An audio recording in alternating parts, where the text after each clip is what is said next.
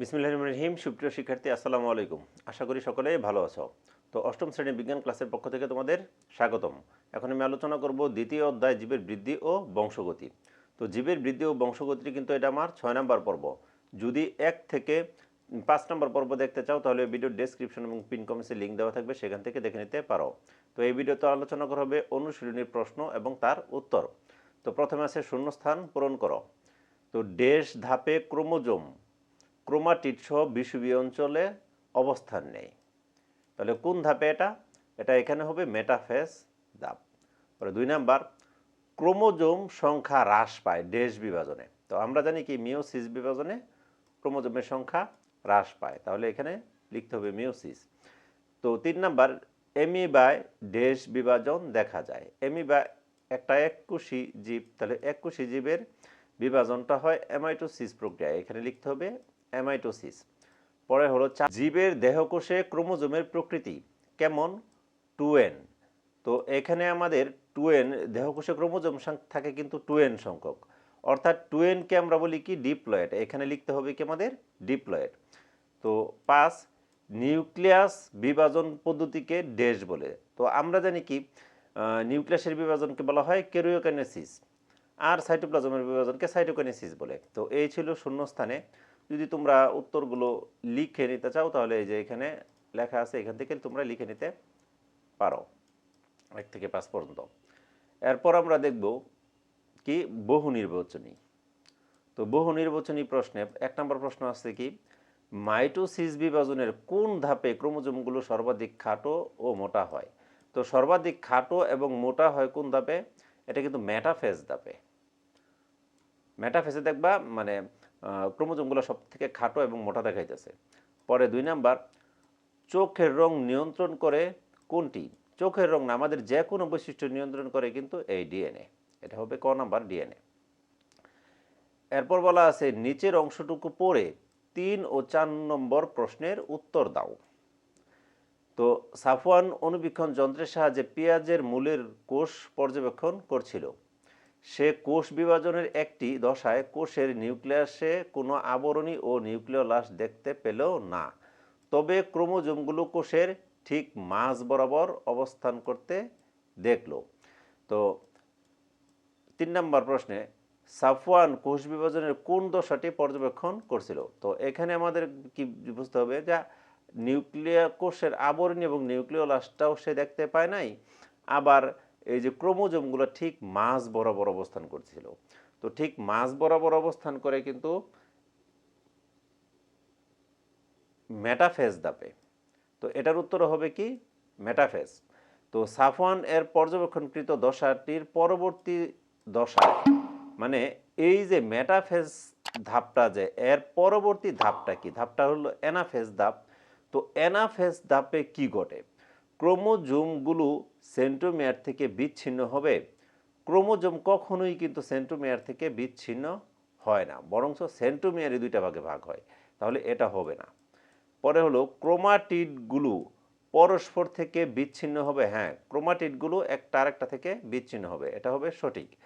Centromere দুভাগে বিভক্ত হয়ে যাবে, এখানে সেন্ট্রোমিয়ারটাও দুভাগে বিভক্ত হয়, কারণ এই ধাপটাতে মানে অর্ধেক ক্রোমোজোম উত্তর মেরুর দিকে আর অর্ধেক ক্রোমোজোম দক্ষিণ মেরুর দিকে অগ্রসর হতে থাকে। তাহলে এখানে 2 আর 3 নাম্বার হবে সঠিক অ্যান্সার।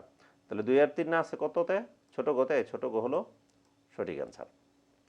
এরপর হলো সৃজনশীল প্রশ্ন। 1, ফারাবি স্যার বিজ্ঞান ক্লাসে কোষ বিভাজন সম্পর্কে আলোচনা করছিলেন। তিনি বললেন কোষ বিভাজনের একটি বিশেষ ধাপে নিউক্লিয়াসে অবস্থিত সুতার মতো অংশের সেন্ট্রোমিয়ার দুভাগে বিভক্ত হয়ে যায়, ফলে বিভাজিত কোষে এর সংখ্যা অপরিবর্তিত থাকে। তো উদ্দীপকে আমাদের কি বলা হয়েছে যে সেন্ট্রোমিয়ারটা 2 ভাগে বিভক্ত হয়ে যায়, ফলে বিভাজিত কোষে এর সংখ্যা অপরিবর্তিত থাকে। অর্থাৎ কার সংখ্যা অপরিবর্তিত থাকে? ক্রোমোজোমের সংখ্যাটা বিভাজিত কোষে অপরিবর্তিত থাকে। তো ক নম্বরে কি বলা আছে, কোন ধরনের কোষ বিভাজনের জনন কোষ উৎপন্ন হয়? তো এটা আমরা সবাই জানি মিওসিস। তো এরপর হলো খ নাম্বার, অ্যামাইটোসিস বলতে কি বোঝায় ব্যাখ্যা করো। তো অ্যামাইটোসিস কোষ বিভাজনটা যে আমরা পড়ছি এককোষী প্রাণীর ক্ষেত্রে, ওই অংশটুকু কিন্তু ব্যাখ্যা করে দিলেই হবে। আমাদের বইয়ে যা আছে হুবহু তাই দিলে হবে। দেখো যে প্রশ্নের উত্তরগুলো এইভাবে দেওয়া আছে। ক নম্বর কি, মিওসিস কোষ বিভাজনে জনন কোষ উৎপন্ন হয়। এরপর খ নাম্বার, যে কোষ বিভাজনে মাতৃকোষের নিউক্লিয়াস ও সাইটোপ্লাজম সরাসরি বিভক্ত হয়ে দুটি অপত্য কোষ সৃষ্টি করে তাকে অ্যামাইটোসিস কোষ বিভাজন বলে। এগুলো কিন্তু আমরা আগে সংখ্যাগুলো শিখছি এগুলো পড়ার সময়। যদি তোমরা এখান থেকে না বুঝো তাহলে প্রথম দিকের ভিডিওগুলো দেখে নেবা। তো এ বিভাজনের শুরুতে নিউক্লিয়াস ডাম্বেলের আকার ধারণ করে, এরপর প্রায় মাঝ বরাবর সংকুচিত হয়ে পরস্পর থেকে বিচ্ছিন্ন হয়ে দুটি অপত্য কোষে পরিণত হয়। এর সাথে সাথে সাইটোপ্লাজমও মাঝ বরাবর সংকুচিত হয়ে দুটি কোষে পরিণত হয়।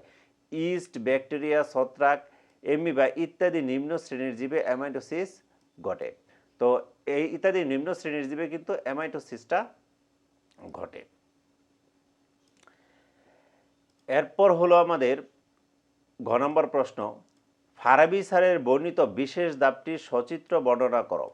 এই যে এখানে বলা হইতেছে কি, সেন্ট্রোমিয়ার ভাগে বিভক্ত হয়। একটা ধাপেই কিন্তু সেন্ট্রোমিয়ার দুইটা ভাগে বিভক্ত হয়, সেটা হলো কি অ্যানাফেজ ধাপ। তো আমরা অ্যানাফেজ ধাপের চিত্র আঁকবো এবং এর বৈশিষ্ট্যগুলো লিখব। তো এই যে অ্যানাফেজ ধাপের চিত্র, এটা কিন্তু আমাদের আঁকতে হবে খাতায়, তারপর বৈশিষ্ট্য লিখতে হবে। তো ফারাবি স্যারের বর্ণিত ধাপটি হলো মাইটোসিস কোষ বিভাজনের অ্যানাফেজ ধাপ। তো এর বৈশিষ্ট্যগুলো কি, এই ধাপে প্রতিটি ক্রোমোজোম সেন্ট্রোমিয়ার ভাগে বিভক্ত হয়ে প্রত্যেক ক্রোমাটিডে একটি করে সেন্ট্রোমিয়ার সৃষ্টি করে। এরপর হলো যে দুই ক্রোমাটিডগুলো পরস্পর থেকে বিচ্ছিন্ন হয়ে যায়। এ অবস্থায় প্রতিটি ক্রোমাটিডকে অপত্য ক্রোমোজোম বলা হয়। তো এরপর হলো 3, এরপর ক্রোমোজোমগুলোর সাথে যুক্ত তন্তুগুলো সংকোচনের ফলে অপত্য ক্রোমোজোমের অর্ধেক উত্তর মেরুর দিকে এবং অর্ধেক দক্ষিণ মেরুর দিকে অগ্রসর হয়ে থাকে। এ সময় ক্রোমোজোমগুলো ইংরেজি বর্ণমালা BLJ অথবা আই আকৃতি বিশিষ্ট হয়। ক্রোমোজোমগুলো মেরুর দিক কাছাকাছি পৌঁছালে অ্যানাফেজ ধাপের সমাপ্তি ঘটে। তো আমি এই কথাগুলো জাস্ট রিডিং পড়ছি। কেন রিডিং পড়তেছি জানো? কারণ এগুলো আমরা আগে যে ভিডিওগুলো আছে সেই ভিডিওগুলোতে খুব সুন্দর করে আলোচনা করছি। তোমরা যদি এখান থেকে না বুঝো তাহলে অবশ্যই মানে এই ধাপটা কোন ভিডিওতে আলোচনা করা আছে সেই ভিডিওটা দেখে নেবা। তো এরপর হলো বর্গ, ফারাবি স্যারে বর্ণিত সুতার মতো অংশটি হলো ক্রোমোজোম। মানে এখানে বর্গ নম্বর প্রশ্নটা কি আমরা একটু দেখি যে ফারাবি স্যারের বর্ণিত সুতার মতো অংশটির ভূমিকা বিশ্লেষণ করো। সুতার মতো অংশটি অবশ্যই ক্রোমোজোমের ভূমিকাটা বিশ্লেষণ করতে হবে। এটি জীবের বংশগতিতে প্রধান ভূমিকা পালন করে। একে বলা হয় বংশগতির ধারক ও বাহক। প্রতিটি কোষে প্রজাতির বৈশিষ্ট্য অনুসারে নির্দিষ্ট সংখ্যক ক্রোমোজোম থাকে। মাইটোসিস কোষ বিভাজনে টেলোফেজ ধাপে ক্রোমোজোমগুলো বিপরীত মেরুতে গমন করে এবং এর চারদিকে নিউক্লিয় মেমব্রেন ও কোষীয় অন্যান্য উপাদান একত্র হয়ে নতুন কোষের সৃষ্টি করে। তাই নতুন কোষ সৃষ্টিতে ক্রোমোজোমের ভূমিকা অনস্বীকার্য। ক্রোমোজোম পিতামাতার বৈশিষ্ট্য সন্তান সন্ততিতে সঞ্চারিত করে।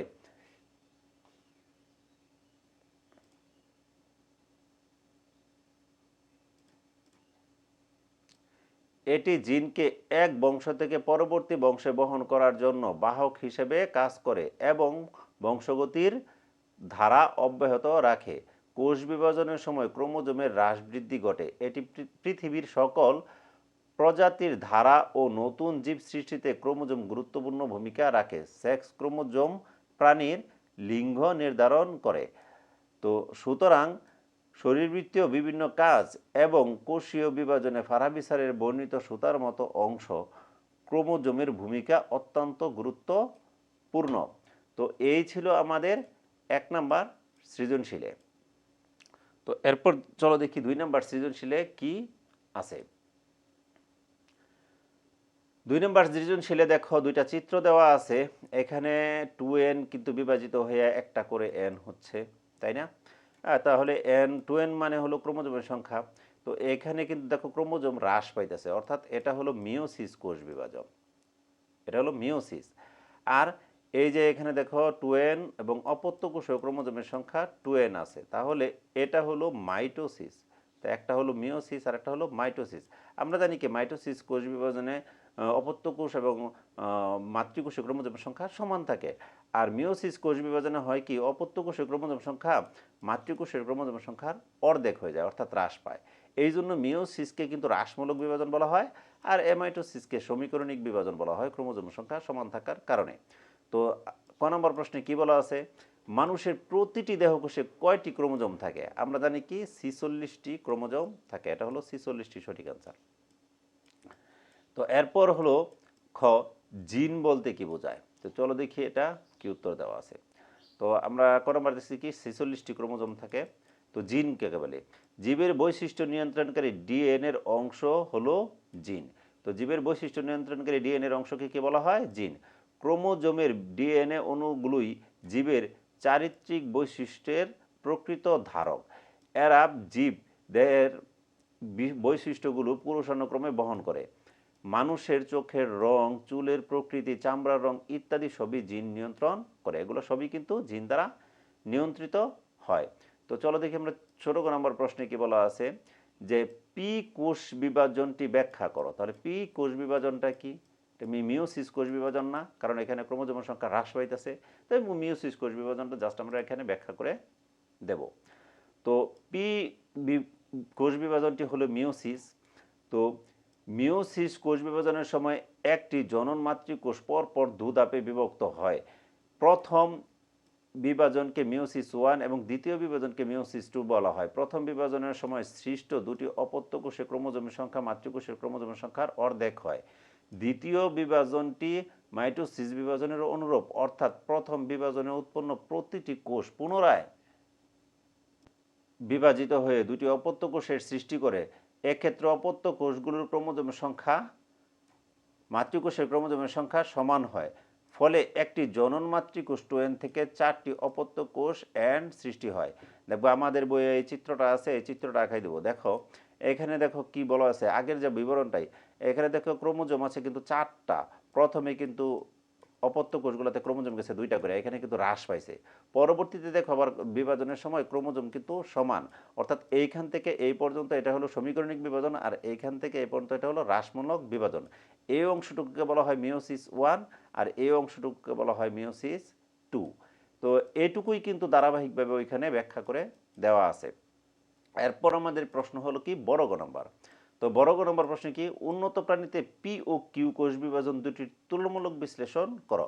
অর্থাৎ মিওসিস কোষ এবং মাইটোসিস কোষের বিভাজনের তুলনামূলক ব্যাখ্যা করতে বলা হয়েছে, পার্থক্যমূলক ব্যাখ্যা।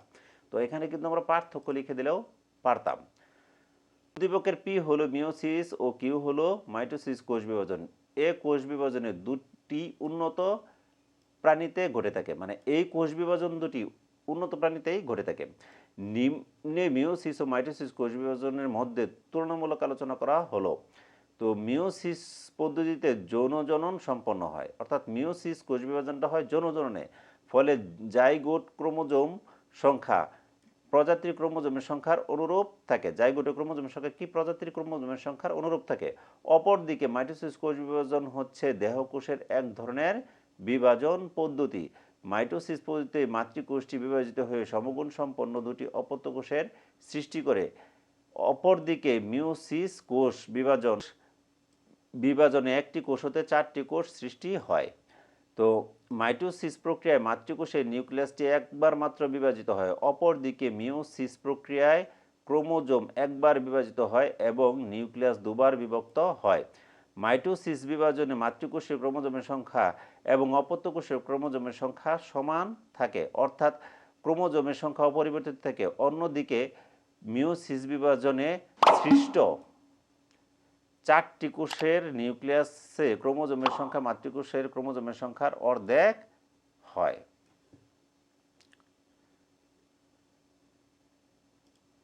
এই ছিল এখনকার ভিডিওতে। ভিডিওটি ভালো লেগে থাকলে অবশ্যই চ্যানেলটিকে লাইক, কমেন্টস এবং সাবস্ক্রাইব করে রাখবে।